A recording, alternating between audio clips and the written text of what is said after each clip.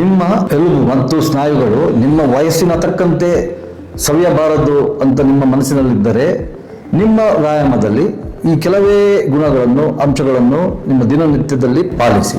ನಿಮ್ಮ ವ್ಯಾಯಾಮದಲ್ಲಿ ಮೊದಲನೇದಾಗಿ ನೀವು ಯಾವುದನ್ನು ಮಾಡಬೇಕು ಅಂತ ನಾನು ಹೇಳುವಂಥದ್ದು ಅಂದರೆ ವಾರ್ಮಪ್ ಅಂದರೆ ಜೆಂಟಲ್ ಆಗಿ ನಿಮ್ಮ ಬಾಡಿ ನೆಕ್ ಯಾವ್ಯಾವ ದೇಹದಲ್ಲಿ ಏನೇನು ಜಾಯಿಂಟ್ಸ್ ಇದಾವೆ ಎಲ್ಲದನ್ನು ಒಮ್ಮೆ ಎರಡು ಯಾವ್ಯಾವ ಡೈರೆಕ್ಷನಲ್ಲಿ ಮೂವ್ ಆಗುತ್ತೆ ಅದನ್ನು ಮೂವ್ಮೆಂಟ್ ಮಾಡೋದಕ್ಕೆ ವಾರ್ಮಪ್ ಅಂತೀವಿ. ವಾರ್ಮಪ್ ಮಾಡುವುದರಿಂದ ನಿಮ್ಮ ಪ್ರತಿ ಸಂದುಗಳು ಆಮೇಲೆ ಪ್ರತಿ ಸ್ನಾಯುಗಳಿಗೆ ಬ್ಲಡ್ ಸರ್ಕ್ಯುಲೇಷನ್ ಅಂದ್ರೆ ರಕ್ತದ ಚಲವಣೆ ಇಂಪ್ರೂವ್ ಆಗುತ್ತೆ. ವಾರ್ಮಪ್ ಆಗ್ತಾ ಇದ್ದ ಹಾಗೆ ನಿಮ್ಮ ನೆಕ್ಸ್ಟ್ ಎಕ್ಸರ್ಸೈಸ್ ಯಾವ ತರ ಮಾಡಬೇಕಂದ್ರೆ ಎಲ್ಲ ಜಾಯಿಂಟ್ಸ್ ಅನ್ನು ಸ್ಟ್ರೆಚ್ ಮಾಡೋದು.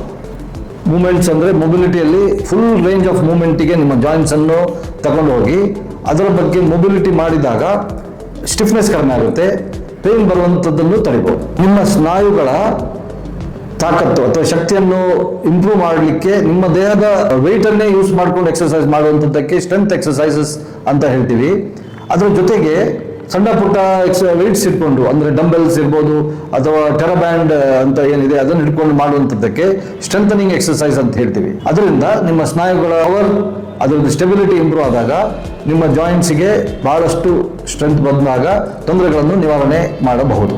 ನೆಕ್ಸ್ಟ್ ಕೂಲ್ ಡೌನ್ ಆಗ್ಬೇಕು ನಿಮ್ಮ ದೇಹ. ಆ ಕೂಲ್ ಡೌನಿಗೋಸ್ಕರ ಡೀಪ್ ಬ್ರೀದಿಂಗ್ ಎಕ್ಸರ್ಸೈಸ್ ಅಂತ ಕಲ್ತ್ಕೊಳ್ಳಿ. ಅದರ ಜೊತೆಗೆ ಮೆಡಿಟೇಷನ್ ಅಂತ ಏನು ಮಾಡಿದರೆ ದೇಹದ ಆ ಸ್ನಾಯುಗಳು ಅದರ ಜೊತೆಗೆ ಎಲುಬುಗಳು ಸಂದುಗಳು ಆ ಒಂದು ನಾರ್ಮಲ್ ಪೊಸಿಷನ್ಗೆ ಬರುತ್ತೆ. ಅದ್ರ ಜೊತೆಗೆ ನಿಮ್ಮ ಆ ದಿನನಿತ್ಯದ ಮನಸ್ಸಿನ ಮನಸ್ಥಿತಿ ಕೂಡ ಶಾಂತವಾಗಿರಲಿಕ್ಕೆ ಹೆಲ್ಪ್ ಆಗುತ್ತೆ.